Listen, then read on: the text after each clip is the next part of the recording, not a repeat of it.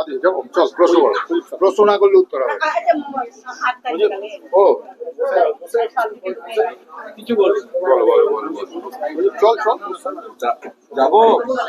কে বললো? দাদা কেমন লাগলো? খুবই ভালো, মানে পূজারি মানে বিপাশা, ওকে আমি খুব ছোটবেলা দেখেছি। মানে ছোটবেলা মানে মানে ওর শৈশব আর আমার যৌবন আর কি, এরকম একটা সময়। মানে খুব ছোট ছিল তখন আমাদের পাড়াতে একজনের, আমি একটা হাউসিং এ থাকতাম, সেখানে ও আসতো আর কি আমাদের, তখন ওকে আমি দেখেছি। তারপরে ওর সাথে আমার পরে যোগাযোগ হয়। ও গান গায়, আমি ও গান শুনি।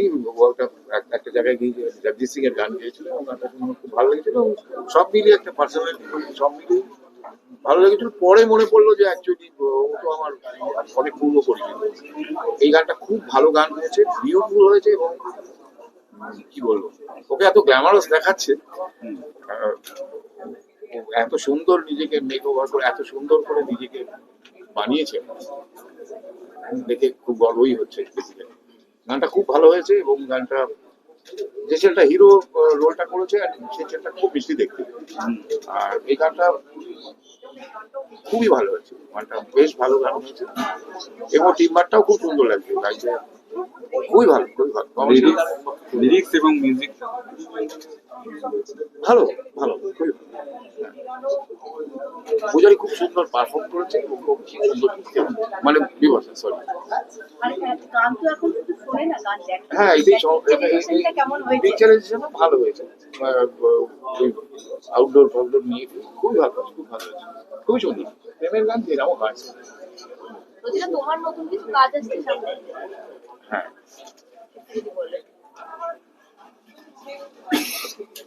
আমি একটা একটা সিক্বেল বানাচ্ছি কৃষ্ণ নিয়ে আর কি। মানে কৃষ্ণ আমার কাছে ঈশ্বর নয়, কৃষ্ণ অ্যাকচুয়ালি আমাদের একটা পুরুষোত্তম। তো তার সাথে আমার কথোপকথন হয় সেরকম একটা গান। কৃষ্ণ তোমার সঙ্গে যাবো, চলার সোজা পথ হারাবো কলকাতা, না মথুরা বৃন্দাবন, যে নরকে আমরণ কলকাতা। ব্যাস।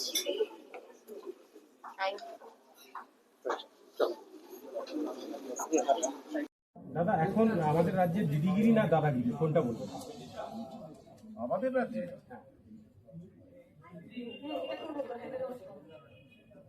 আমাদের রাজ্যে দিদিগিরি, দিদি মানে তোমরা যেভাবে বলছো দিদিগিরি,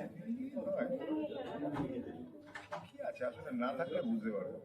তারপর দাদাগিরিটা দেখবো তখন। স্ট্যান্ডিটা এখানে দাও তো ভালো লাগে। স্ট্যান্ডিটা এক্সকিউজ